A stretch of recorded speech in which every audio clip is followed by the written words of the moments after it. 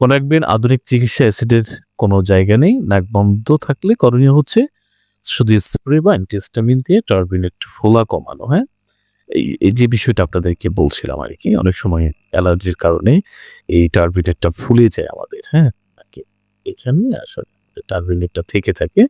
যখন আমাদের অ্যালার্জি হয়, সর্দি হয়, হুম? এই টাইপের যখন হয় তখন এই টার্বিনেটটা ফুলে যায়। সেটা অনেকের দীর্ঘদিন যাবত অ্যালার্জি থাকে, সেটা দীর্ঘদিনও হতে পারে। হ্যাঁ? এই দীর্ঘদিন যাবত ফুলা অবস্থায় থাকলে আমরা মনে করি যে এটা পলিপাস। তো লেজার চিকিৎসা দিয়ে কাজ হয় না। তবে লেজার বা রেডিওথেরাপির মাধ্যমে রক্তহীনভাবে মাংসের আকার কমানো যায়। সঠিক অস্ত্রোপচার যদি সত্যি পলিপাস হয়ে থাকে, তবে বিশেষজ্ঞ সার্জন বৈজ্ঞানিক পদ্ধতি তা অপারেশন করবেন। সবশেষে একটা কথাই বলব, নাকের হাড় বাঁকা বা অ্যালার্জির কারণে নাক বন্ধ থাকতে পারে। ঠিক আছে? আপনার নাক আপনার চেহারার সৌন্দর্য এবং শ্বাস নেওয়ার প্রধান পথ। সস্তা এসিড চিকিৎসা এই অমূল্য অঙ্গটিকে ধ্বংস করবেন না। সবসময় একজন রেজিস্টেড নাক কান গলা বিশেষজ্ঞ ডাক্তারের অবশ্যই পরামর্শ নেবেন।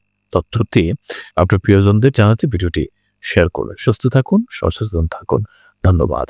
এরকম ভিডিও আমি করে থাকি। আমার চ্যানেলটা সাবস্ক্রাইব বা ফলো করে রাখতে পারেন।